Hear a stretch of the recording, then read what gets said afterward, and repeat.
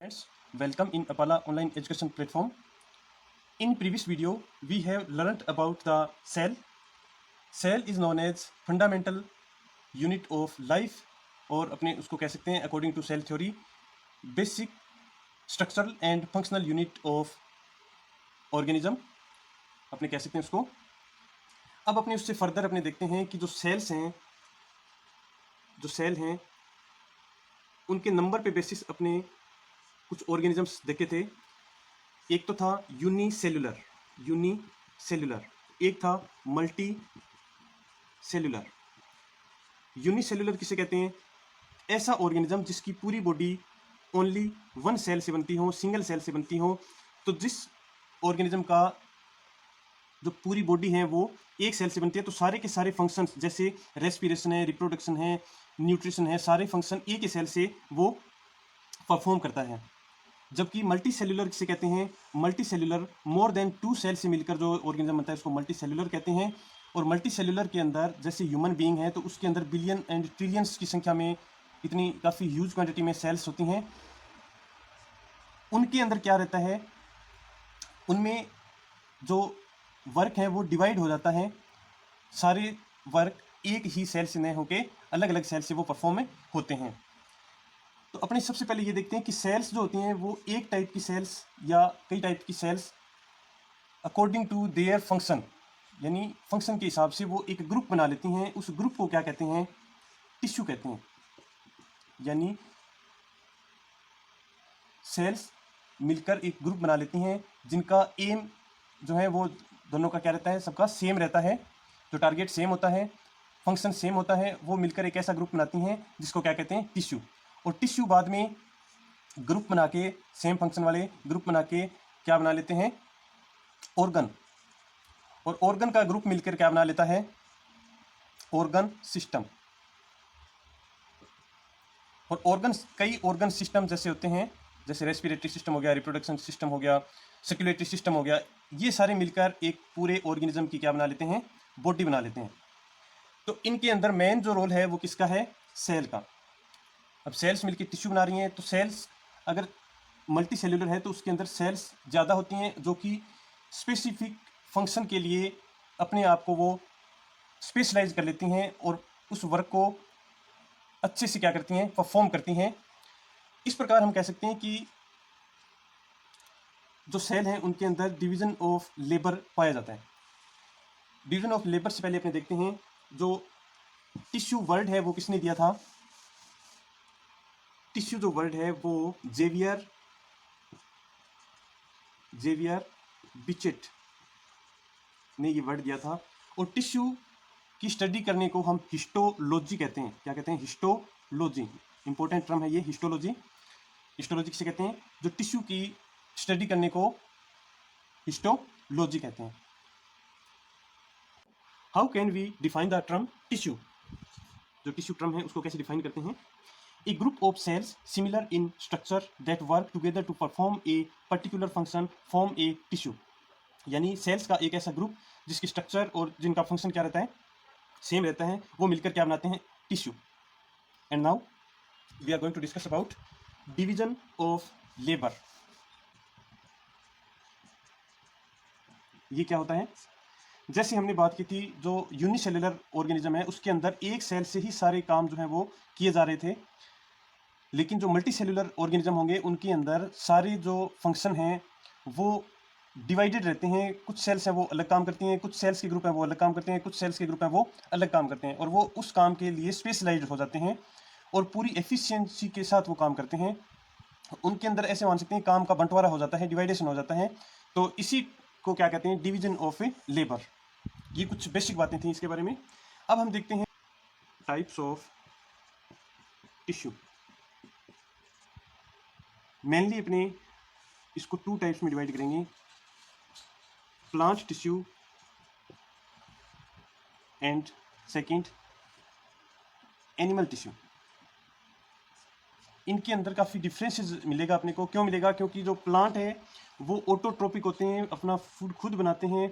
ये खुद नहीं बना पाते, दूसरों पे डिपेंड रहते हैं। ये मूवमेंट नहीं करते, ये स्टेशनरी होते हैं। ये मूवमेंट करते हैं, तो इनके अंदर जो काफ़ी सारे फंक्शन है वो अलग अलग टाइप्स के होते हैं, तो उसी वजह से इनके जो टिश्यूज़ हैं वो भी क्या रहेंगे, अलग अलग टाइप्स के होते हैं। उनके बारे में देखते हैं अपने। अब प्लांट टिश्यू को फर्दर अपने डिवाइड करेंगे मेनली 2 टाइप्स में। फर्स्ट रहेगा मेरिस्टेमेटिक टिश्यू,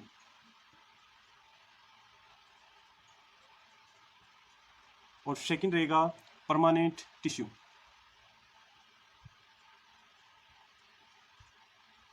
जो मेरिस्टेमेटिक जो वर्ड है उसका मीनिंग है डिवाइडेड होते रहना, यानी इसके अंदर वो टिश्यू रखे हैं हमने जिनके अंदर जो सेल्स हैं वो नॉन स्टॉप डिवाइड होती रहती हैं। नॉन स्टॉप क्या होती रहती हैं, डिवाइड होती रहती हैं। और फर्दर एक ऐसी स्टेज आती है जब वो डिवाइडेशन करना बंद कर देती हैं, डिवाइड होना बंद कर देती हैं, तो वो किस में कन्वर्ट हो जाती हैं, परमानेंट टिश्यू में।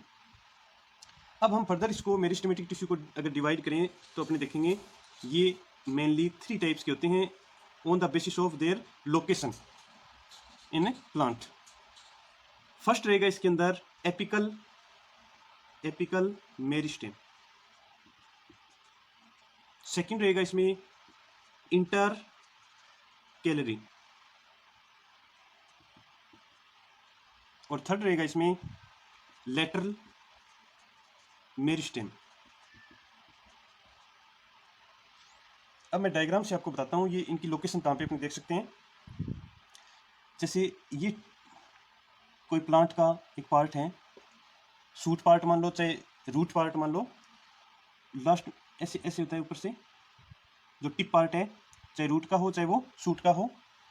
यहाँ पे जो सबसे ऊपर जो टिप पार्ट है वहाँ पे एक टिश्यू रहता है, उसको कहते हैं एपिकल मेरिस्टेम टिश्यू।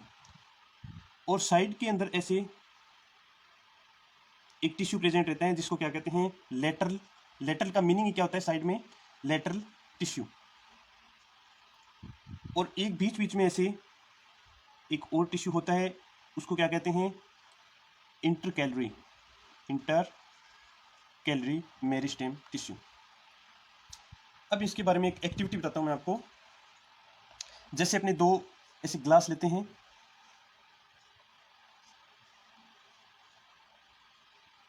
पानी से अपने भर देते हैं उसको, उसके ऊपर यहाँ पे अनियन रखते हैं अपने, यहाँ पे इस तरह से, इस पे भी रख देते हैं ऐसे। आफ्टर 2-3 डेज बाद अपने अगर देखते हैं तो यहाँ पे ये जो स्ट्रक्चर है, रूट स्ट्रक्चर, ये इसकी ग्रो करने लगती हैं दोनों में एक जैसे।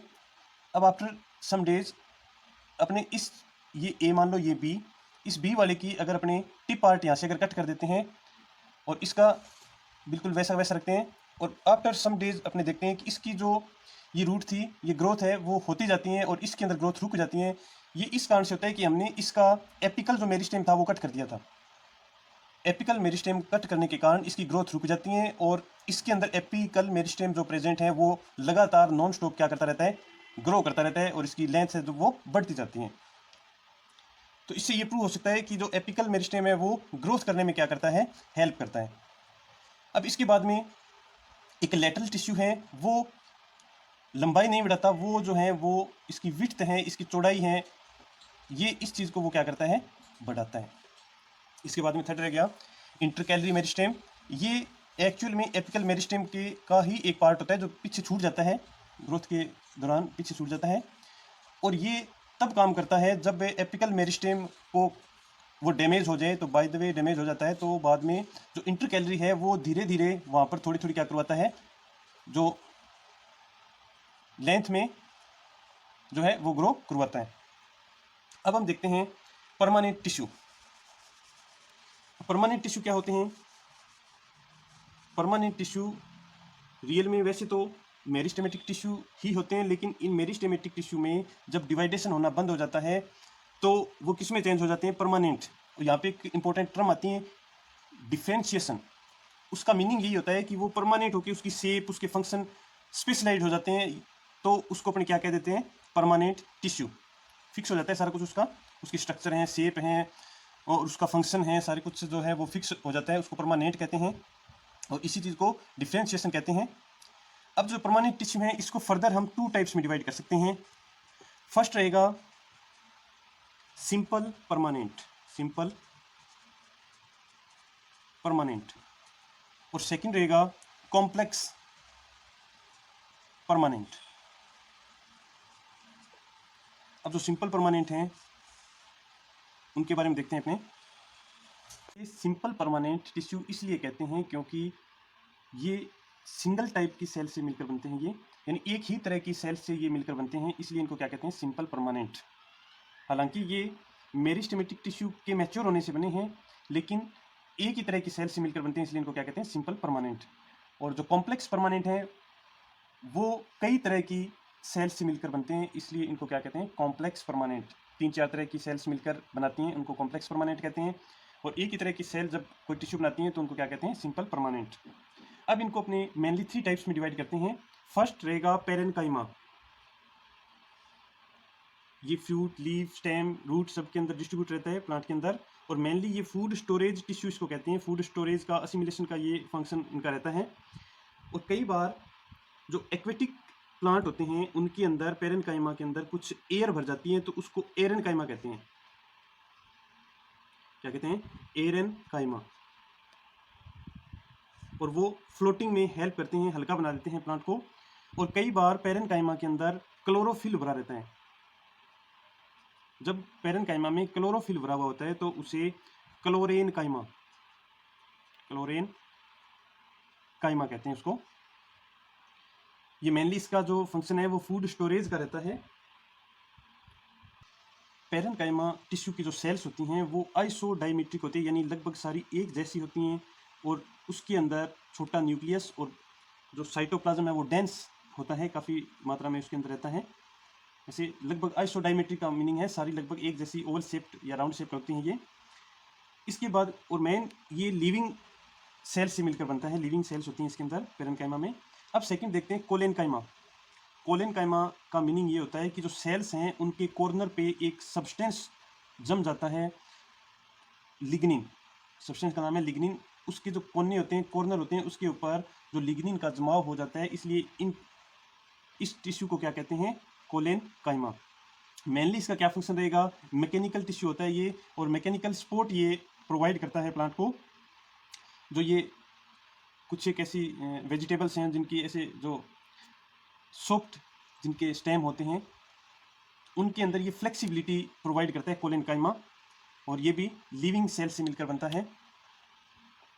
इसके बाद हम देखते हैं स्क्लेरेन्काइमा टिश्यू, जो कि सिंपल परमानेंट का थर्ड टाइप है, और ये नॉन लिविंग सेल से बनता है। और जो सेल्स हैं पहले तो लिविंग होती हैं, लेकिन उसके अंदर लिग्निन जो है वो उसकी थिक लेयर उसके ऊपर जम जाती हैं, जिसके कारण प्रोटोप्लाज्म उसमें बिल्कुल कम हो जाता है और वो नॉन लिविंग हो जाती हैं। और उसका मेन जो फंक्शन रहता है वो मैकेनिकल एंड प्रोटेक्टिव का इसमें इनका रोल रहेगा। और मेनली इसके 2 टाइप्स पाए जाते हैं, एक तो फाइबर्स और दूसरा स्क्लेरिड्स। स्क्लेरिड्स के 2 अदर नेम भी हैं, ग्रीड सेल और स्टोन सेल। फाइबर्स में कुछ एक फाइबर्स जैसे अपने देखते हैं जो प्लांट से अपने मिलते हैं, वो स्क्लेरेन्काइमा टिश्यू होता है वो।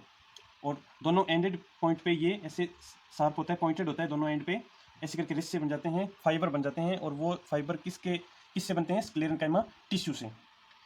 सेकंड इसका टाइप है स्क्लेरिड्स,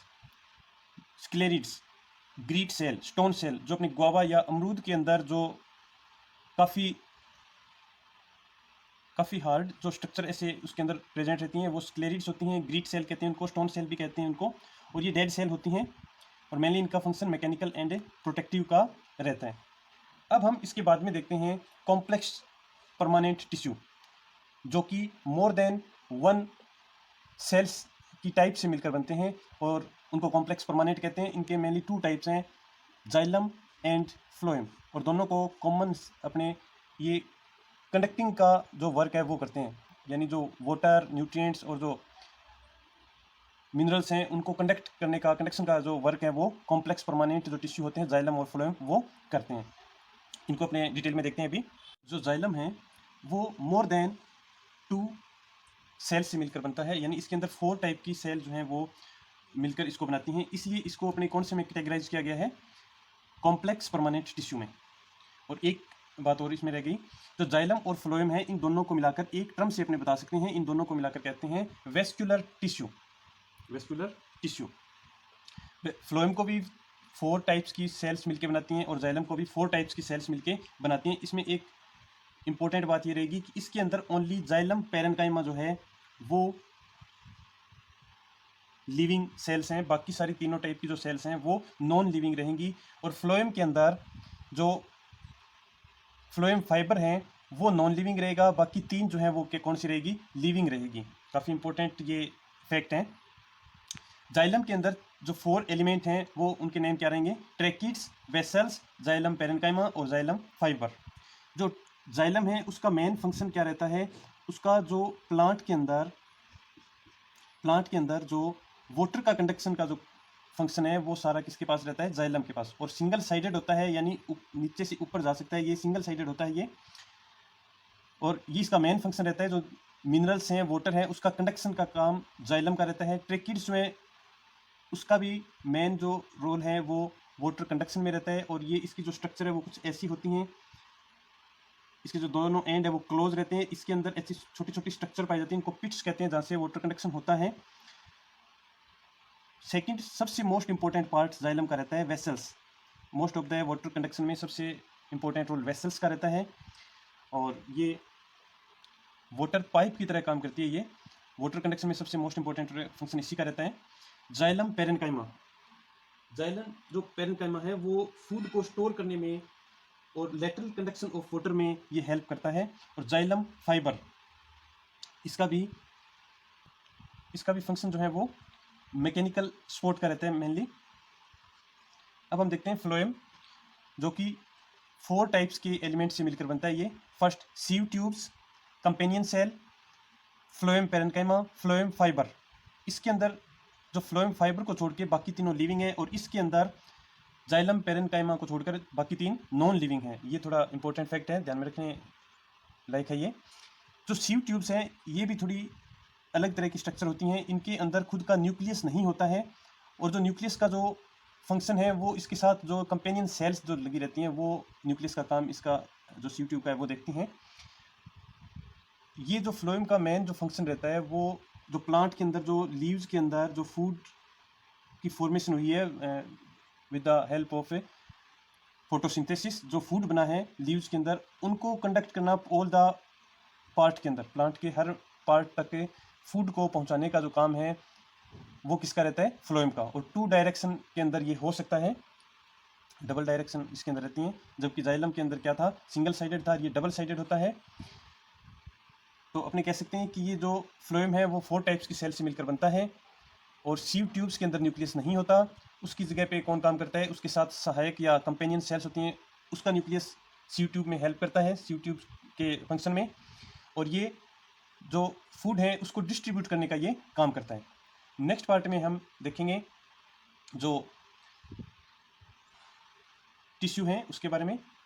पहले एक अपने ओवरव्यू लेते हैं अपने पूरे इस चैप्टर का। सबसे पहले अपने 2 टाइप्स में डिवाइड करते हैं, एनिमल टिश्यू और second plant tissue. Plant tissue को अपने डिवाइड करते हैं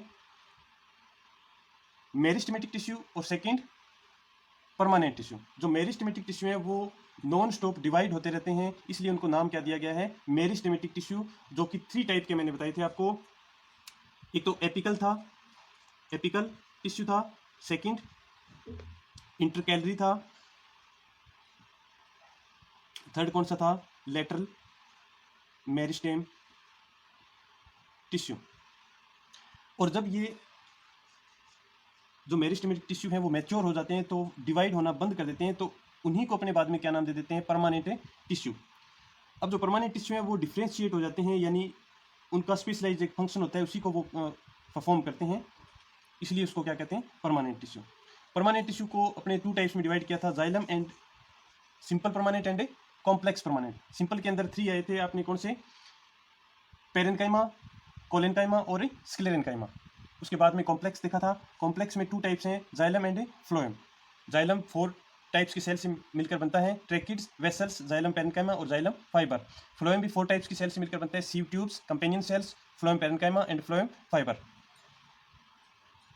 This chapter we will discuss in next video. Have a nice day.